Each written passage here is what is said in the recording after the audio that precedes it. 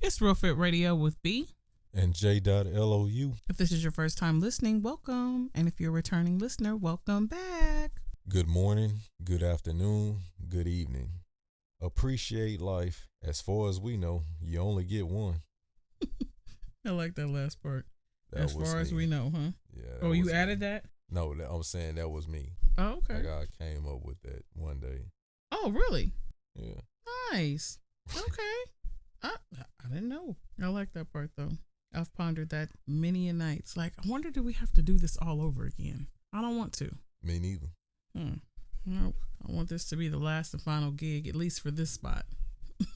There's too much going on, and I don't want control, but some stuff is just ridiculous. So I think I've had my share of here. Whatever happens after this, have some peace, some order. And I think we can all use a little peace and order. Yeah, no nonsense.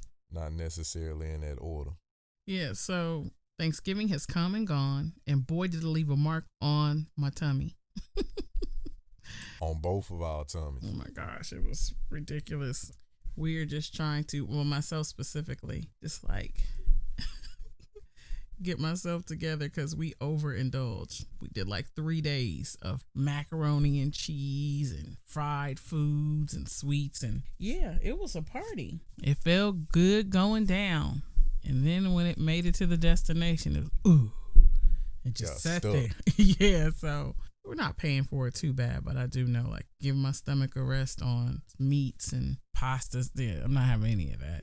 Just like kind of give it some time to get back to normal. You don't even realize until you don't eat like that for a long period of time. And then when you do, you realize, oh shit, this is not something that you should be doing every day. Being from Texas, we ate like that all the time. Not necessarily Thanksgiving heavy, but soul food heavy. So it's like you never really get a break from it, and your body never really adjusts to not having it. But once I came out here and changed my eating habits a little bit, slimmed down in terms of like, oh, okay, I won't eat that anymore, fast food, things like that, you start cutting that stuff out your diet, and then all of a sudden you go back to it. Yeah, it's like a mind it's like a mind fuck for your stomach. Like, wait a minute, I wasn't ready for this. So yeah, I ate that mac and cheese, and it was good. I went back several times for it. But boy, when I say, when you try to sleep and your stomach feel like it has a baby in it, and you a male, like, if that's what it feel like to carry kids, I don't want that. Yeah, but overall, very good meal, but I do not plan on doing it again anytime soon. Yeah, I'm not even doing mac and cheese for Christmas because I'm done with it. It was really good, but very addictive, but very bad. You should have that maybe once a year. What'd you have, 5 cheeses in there? Five different cheeses. Man. Yeah, it was really good. It's just heavy. So we did that. And we're back, and we'll be feeling better. I'm feeling better. A little bit came out of me. Still got a lot of more to go. No. I don't even want to say we're going to jump into the meat and potatoes. That's how full I am. I don't even want to say that. We're going to jump into the salad and other veggies. We've jumped into meat and potatoes. Just the sound of it is making my stomach. No. Yeah. So we're going to get right into tonight's podcast. We kind of talked about this. We don't do this all the time, but I was like, save it for the podcast because it was late at night. We were laying in the bed, but we had started the conversation earlier with our son who has a passion for acting. And so we get to see the highs and lows of the auditions and taking classes and just the preparation. And everybody has a different way, I think, of going about bettering themselves in that particular craft. You see all different kind of classes. Some people are, what do they call it? Method actors, and then you have people like have really great memories. It's just a lot of different ways. I've seen a lot of things with Josiah picking classes and doing different stuff like that, but as of recent, he'll be 21, so for his 21st birthday we started early. What? That's crazy. I know. for his 21st birthday. I know everybody does the shots, or alcohol is a big thing for some people turning 21, and gambling, and we came up with kind of a bucket list. But one of the things I did is, because one of his favorite genres is rom-com, I put together a list of 21, not all rom-coms, but it had some sort of love romance element. Well, hell, according to Google, some of those was in rom-com. Yeah, they were. And we all can agree some of they those shouldn't have been not there. rom-com. Yeah, they shouldn't have been there. Good movies, nevertheless. Right, they were. And I just wanted him to have an opportunity to see some of these movies that he may never see, but they are considered classics. And being that he is African American in the industry, sometimes he may never see himself in a role that he really, really could see himself playing. One of the rom-coms is Crazy Stupid Love. The lead in that one was Steve Carell was one lead, and then Ryan Gosling. Josiah loved the lead that Ryan Gosling was in that. That's just one of them. La La Land. Those are not the ones I got. We've actually seen those. Then you jump over into African American rom-coms, and you have Boomerang and Waiting to Exhale and Love Jones. Thin line between love and hate. I don't know how that made it there too, but he wasn't a big fan. Yeah, he didn't like that one. But that kind of sparked what we're talking about tonight. And we were watching Disappearing Acts with Sanaa Lathan and Wesley Snipes, and he was just not having it. It's just like, I don't want to see this anymore, because he's like aggravated. If you could see the angst on his face, like it was pretty bad. He's just frustrated after about an hour and 20 minutes in. He's like, I can't do this shit. He didn't want to watch it anymore. And I understand, because he was just like, why is he treating her this way? The character that Wesley Snipes portrays in here, it was no good in the beginning. He was charming to her. To me, it was just like, no way. Yeah, it was very big. But he kind of slithered his way in her life, and she was single. I felt like he preyed on it. Somebody else may have seen it and said, no, they both signed up for it. But he didn't want to see any more of it. And so I said, I think that you need to watch these, being that these are the top African American rom-coms, so you get an idea to see what people were being cast for, or what black men were being cast, what opportunities they had. And so he's like, I just wouldn't take those parts. I just wouldn't do it. And I said, but for some people that meant no work. This is all they had. And he's like, I wouldn't do it then. I do something else. And I said, and at that point, you're teetering on my passion, character, standard, morals, all these different things. And so that's how the conversation came about. Diversity in film. I think we watched another movie. This was separate from that. It's called Ava, and it had probably 12 roles of people with speaking parts that we actually seen consistently throughout the movie. Right. And is it Jessica Chastain? Mm-hmm. Jessica Chastain, I believe. And your boy, his name. Oh gosh, he's really good. It makes me even want to look it up. Yeah, he played in like Red Dawn. His last name is he played in Red. It's something. The last name is something. Goldovich. I'm gonna pull it up because he's Malkovich, really great. John Malkovich. That's it. John Malkovich. Love it. Love his acting. He was in there. Colin Farrell. I like him though. Colin Farrell. Both of them. Yeah. I watched it for her. I think she did really good in Molly's Game and X-Men. So I'm a fan. Common was in there. I forget who the lady, what her name is, the one that played the boss. But I'm saying all Gina Davis. Gina Davis, another great actress. I'm saying all that to say, out of 12 main parts, anybody that had speaking roles, there was one African American in the whole movie, and that was Common. So yeah, exactly. Right.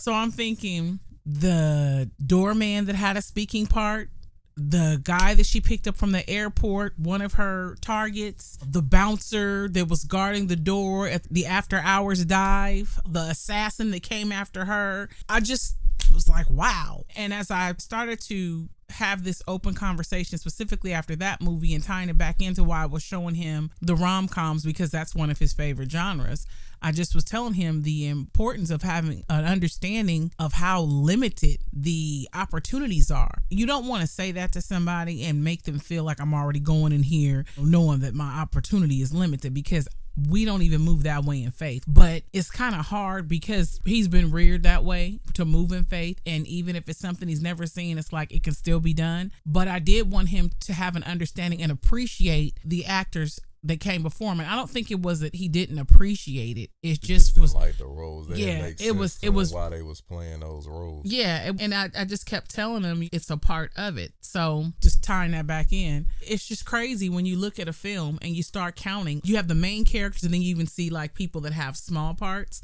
How many parts are given to? I don't even want to say others because it's not. It's like there's so many more roles for white people. It was just crazy. And it was one role, like out of all the cast, it's like one black person.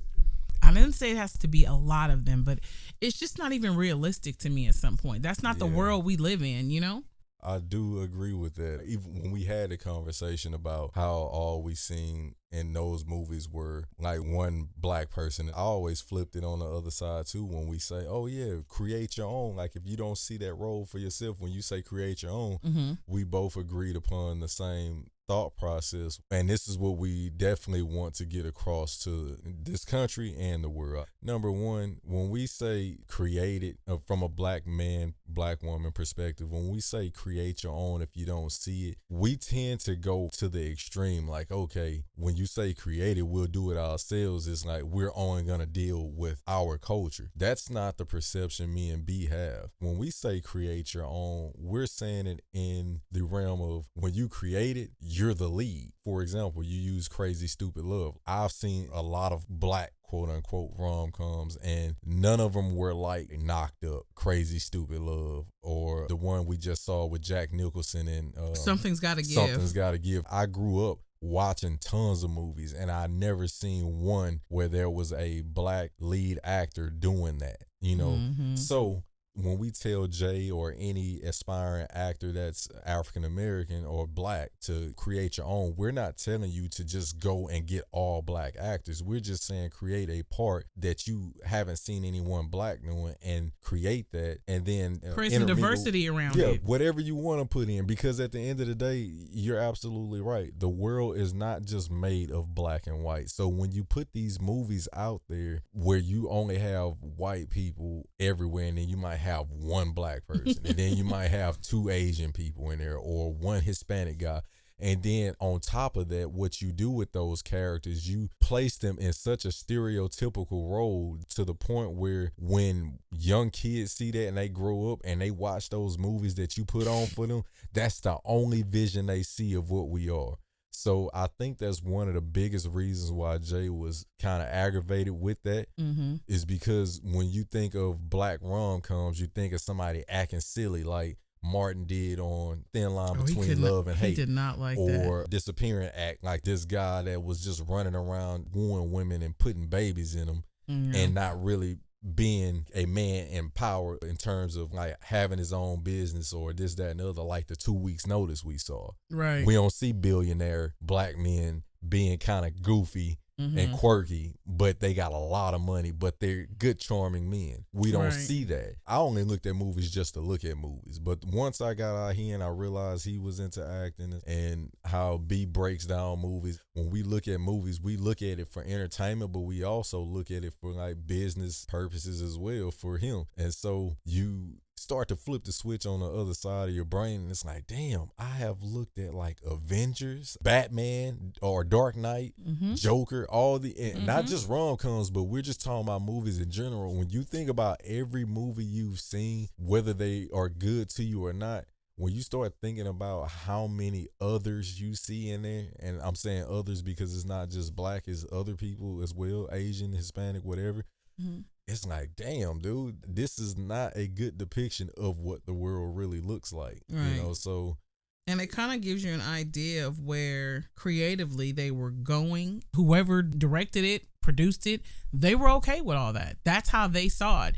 Because at some point, just to play devil's advocate a bit, I think I know why when we see a black film, they just like go hard where it's like all black. Because of them seeing, well, you went all white. You made it all white. You've made me see this for so long.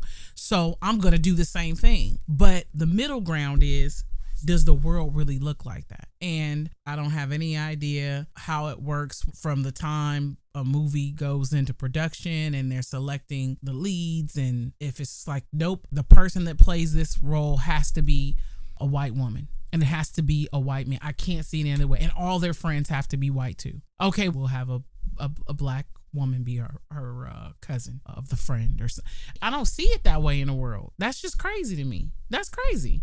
Yeah. Or do you think perhaps maybe they just getting lazy with it too, in terms of like they pick all these actors because they're really good actors, but at the same time it's like, have you really taken the time out to see who else could be great for that role? I think sometimes it's a popularity contest. It's a money thing. It's almost like we know this person is going to bring it in. But for smaller projects that we've seen, it's still the same way. It's the same way. And I feel like they need to take a chance. They've lost money on other projects, some flops with people that they were hoping would have drawn a bigger crowd, which in turn means more money at the box office. That's a whole nother topic, but at what point is enough money? You know, we talk about that all the time. That's just something that's like, oh my gosh, how much money do you need? I could totally live off of $1 million after taxes. People are living off less before they reach the height in their career or in their jobs, and they make all this money. And now it's like, I want to make more. I'm not saying that you shouldn't still put out good products because they do so well, you make more money. But I think I'm saying that to say you could take a risk.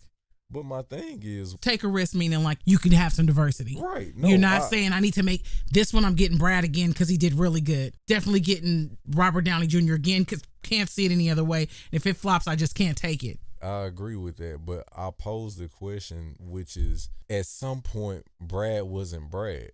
Right. Robert wasn't Robert. Mm-hmm. Al Pacino wasn't Al Pacino. So in order to bring in some new blood, some new lifeline for these guys who are transitioning to different types of role because their youth is not as it was before, why wouldn't you take a chance on these different characters to portray what it is you have in your vision? And don't be so closed-minded. I think that it's not even about being closed-minded or anything at that point. It's just a matter of that's what they want. What I was saying before, they want a white actor for that particular role. They want his girlfriend to be white. That's what they want. That's how they see it. Sound like? That sounds so much like football when they said that black quarterbacks couldn't play the position of quarterback, and they gave all these crazy reasons why they couldn't play the position of quarterback. It's been more black starting quarterbacks in the league than I've seen ever in a time when I was a kid. And on top of that, if they ain't starting, they grooming one to start.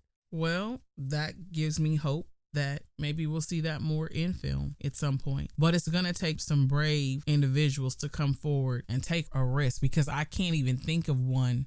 If someone can shoot us an email where the diversity was there. They had like a black male or female lead, and her love interest could have been black as well. But she might have a best friend that's something else, the place they work at. It's a mix of everything. It's not just one black friend or the black person that's the lead and then everyone else around them is white. Everybody. Mm-hmm. That's just not realistic. I think, what did I see? That movie sucked hard. It was Blake Lively, The Rhythm Section. I think, what's the guy's name? He plays on the TV show This Is Us. Yeah. What's his name? I don't remember his name. Oh my goodness. I can't think of his name right now. He also played in Black Panther. He's really good. Sterling K. Brown. Oh. Is that it? Sterling K. Brown, yeah. He was in there. He played opposite or someone that was kind of like Blake Lively. I think he targeted her, or I'm not sure. He was the only one in there though. I don't know. That's definitely something I think that I'm looking forward to seeing some up and coming new people in the production directing seats, and they're open because we got a lot of stuff now going on. Remember where we watched John Wick 3? Yep. What's it called? Non-binary? Yeah. Non-binary, they have roles. Transgenders have leads. They're just different things. So it's something for everybody. That'll be interesting too if they mixed all that up. It might be a transgender lead when you got some different ethnicities. I don't know. I just want things to look more like what we see in the world. Don't put something up there that when I come out of the theater, it's just not realistic. I'm not talking about the stuff where it happened in the past. These are historical moments or a biopic. I'm not thinking about any of that stuff. I'm talking about new, fresh content. Yeah, and it's fiction. We started with, when I said rom-coms, even action movies. Everybody went nuts over Black Panther. I love Blade, but I'm trying to think of... Blade was the only black character in that. So Yeah, he sure was. yep. You didn't see a bunch of other black vampires and well, he had on the first one he had the his girl. Yeah, that was nice. They put two of them together. Yeah, and well, it was three. So now Lathan, ironically, was a few seconds probably. She was his mother, and she like had her. And that's a cameo, if I think of it that way. But if we start naming action heroes, we've got way more white than black, and I think that's why Black Panther was just like so. Oh my gosh! And I didn't feel like that was the first one because I saw Meteor Man with Robert Townsend, and I saw Blade. So I saw other depictions of like you can't have that, and I think Meteor Man for some people was more like fun. Yeah, I watched that, and then the other one I seen was Spawn with Michael. Oh yeah, I forgot about that one. That wasn't bad. With him and what's his name, John Leguizamo. Yeah, but I can't. Was Spawn considered black? I don't know, but he was a black hero. I mean, he was a Spawn. Was he a black man, or did he just play Spawn and we knew that was Michael J. White? No, you knew he was a black man. He was a special ops agent. Okay, got it. Like okay, he cool. had a special set of skills. And he turned to Spawn. If you guys want to go see it, I won't spoil I got you. Yeah, okay, but he did start out as a black man. Yeah, he was started. Him and the girl that played as Martin Lawrence's wife on Bad Boys, she was in it. Now, so there's only two in there. You know who kind of tried to give us some diversity, and these aren't rom-coms? Sylvester Stallone did. Mm-hmm. With Creed, even though he had a black love interest, he still put some other ethnicities around him. And I guess maybe that's because that's how boxing is. Yeah, that one was pretty mixed. Yeah, he did. That was pretty mixed. And he's even done it in Expendables. He mixes it up a little bit. So he does show some diversity. So kudos to you, Sylvester. Yeah, he had Jet Li and the Australian cat Jason Statham, and he had big boy from what's his name, bald head. Yeah, I can't think of it. Terry Crews. Yep, Terry Crews. Wesley Snipes. Right. Yeah. So he mixed it up some. Yeah, I'm trying to think of somebody else that's done it. I can't think of none like that. He had sprinkles of everything. He did. Can't think of anybody else right now. I might just be having a brain freeze. And we've been so conditioned to see it that it's like second nature. It's like, yeah, this is the norm. Because I enjoy the movies. We're not saying that the movies are bad. Oh, no, they're good. We're just looking at, again, I never even thought to look at it like this until I started looking at the business side of it. Yeah, because he's an actor. He's into acting. I was looking at movies for entertainment. And we started looking at the roles that they were offering for him to audition for. Or when you see specifically this role, African American male, or they'll say multicultural, mixed look. But then with the roles he usually wanted to submit for, it wasn't for African American or multicultural. It was for Caucasian. Then they specified that, and that's when I started getting more off into it, because it was almost like I don't want to play this kind of character. So do you think overall that unless it's for a biopic, do you think they should just do away with the whole I'm looking for this particular type or whatnot? They can't, because, and that's why I said I hope some up and coming directors, producers, storytellers are more open to what the world really looks like, because it's almost taking your vision away. Meaning, if you bring me a script, now I know in Hollywood, I'm sure they can change some stuff. Because what did I read? I read something, I can't remember what movie it was, you might remember, where the role was originally written for a boy and they changed it from a boy to a girl. The girl came in and she read for one part. Oh, gosh, I hate to butcher the story. But I've seen where they've changed genders, where they've been like, this totally was supposed to be for a guy. But we really liked her so much because when she came in an audition, the director had everybody in there and they just like, we're going to change the gender of the lead. So I think at some point it gets real touchy when it's like almost whoever wrote, I'm just throwing it out there, The Matrix.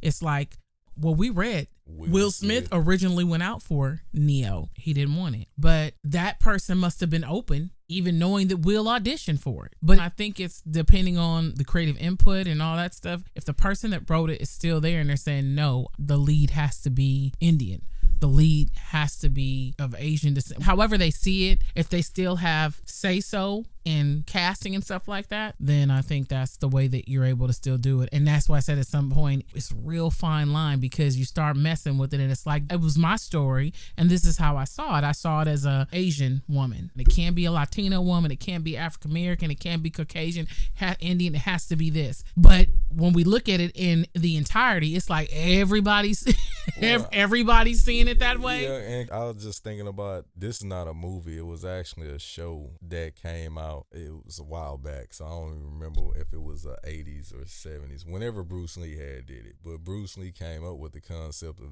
the show called Kung Fu with, I can't remember. Jim Carradine. Yep. He actually wrote that, and he was supposed to be the lead in it. And they said, oh, they love the script and everything. And I think once everything started to go into production, like you say, I don't want to butcher the whole story, but at the end of the day, they ended up choosing Carradine over Bruce Lee. And according to what I saw, they was like, well, nobody's really gonna want to look at a show with a lead Asian man. So that was the reason why they dropped. What is Jim Carradine's ethnicity? He's not. He's actually dead. He's not alive. I don't know, but I mean, he's more Caucasian than Bruce Lee was. That's really messed up. He should have pulled a Sylvester Stallone on him, because Sylvester Stallone brought them Rambo, and he pretty much was like, nope. Well, the thing was, it was very disappointing, obviously, because Bruce came up with that concept, and he was looking forward to being a lead, and they ended up bringing him in. But it was all about Kung Fu, and this guy was going on his journey to go around the world. I remember.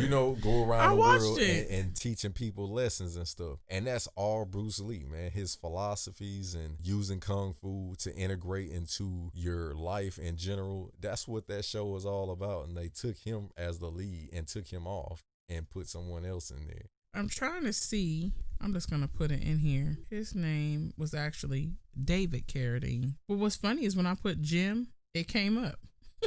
So maybe somebody else thought that it was Jim as well. It's David Carradine. I ain't want to act like I knew his name. His last name sounded familiar, but I didn't know his first name or anything. I just remembered the story from not only reading the book, but also seeing the Bruce Lee story. I can't remember the name of the movie, but Jason Scott Lee played Bruce Lee in that movie. I think it's called The Dragon, but either way, they portrayed it in that movie where he came up with that script and that storyline, and they was all excited about it. They was throwing parties and shit, and he ended up not getting it. They gave it to somebody else.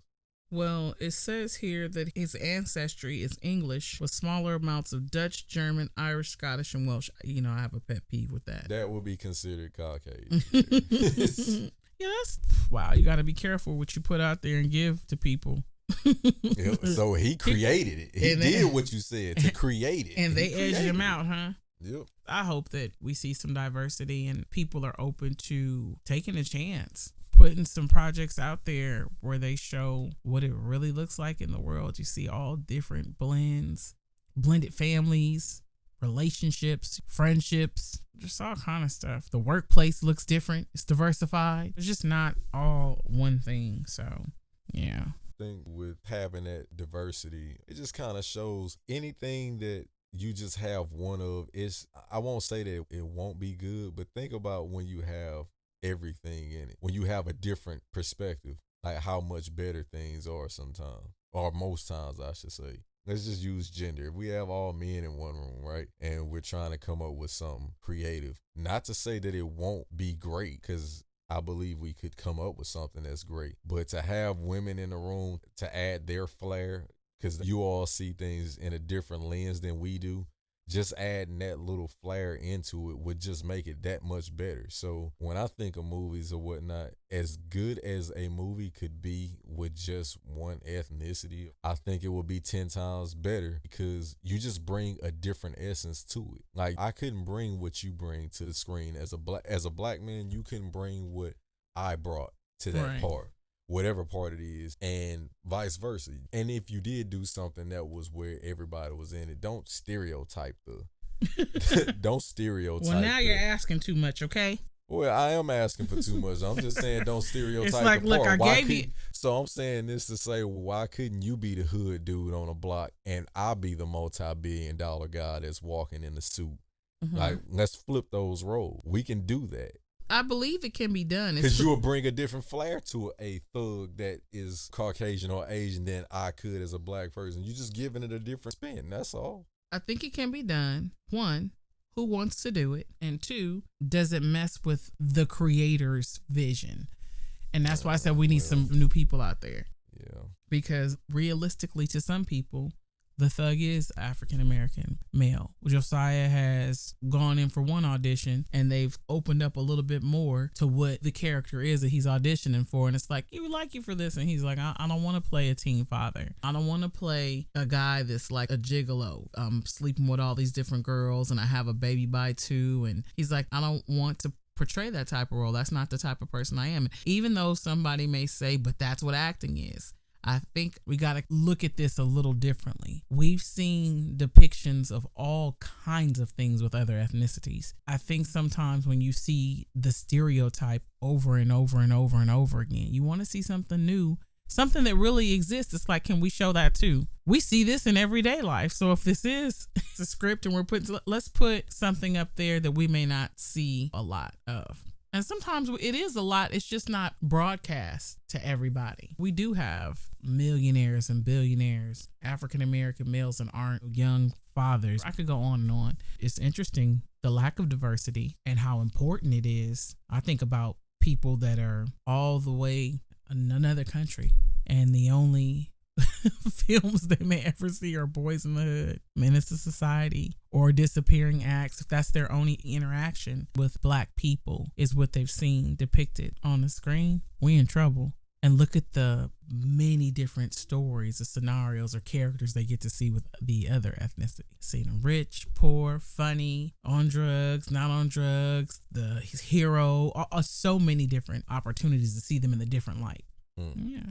I don't got nothing else to say about that. No, diversity in film. I cannot drive home enough how important it is and how little of it we're still seeing now in 2020. I wasn't even taking him back that far. Those weren't even black and white films. Those were like maybe 12 years ago. I don't even think it was that long ago. No, some of those movies. Longer. Some of them was in 20 years ago. Like Waiting to Exhale. When did Waiting to Exhale come out? 96 or something like that. Yeah. Those are 20-year-old movies. Disappearing Act was a 20-year-old movie. Huh. Oh, yeah. They didn't even look that bad. They didn't. But we could tell by their clothes and stuff, They were 90s movies. Yeah.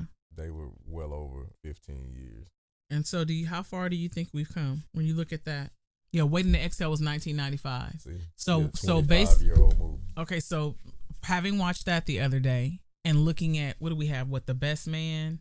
Best Man, Holiday. What else? I can't think of anything. How far do you think we've come? A little bit. It's probably about the same. Little. Very little, honestly. Very little. When you look at it, like I said, when you look at it from a business lens, very little. Oh, the Sanaa Lathan, Something New. She's the lead. Her love interest is white, but we've seen that before. Yeah, we've seen that before. Yeah, Bodyguard. Yep, Whitney Houston and Kevin Costner. Yeah. Yeah. Yeah. So very little. I'll stand on that hill and I'll die alone. Very little. Well, we're hoping for change. Just keep doing you. Yeah. Whoever you are out there, just keep being the best you. If you don't see it, create it. Yeah. And be careful with who you give your idea to. That's all. Man, clearly. Well, if you have anything to add to this topic, you want to keep the conversation going, if you have any suggested topics, concerns, questions, anything at all, feel free to shoot us an email at realfitradio@gmail.com. Our podcast drops every Monday. You can catch a snippet of the latest podcast on our Instagram at realfitradio. If you're not following us, you definitely should be. As always, we hope this inspired, impacted, or empowered someone. Until next time.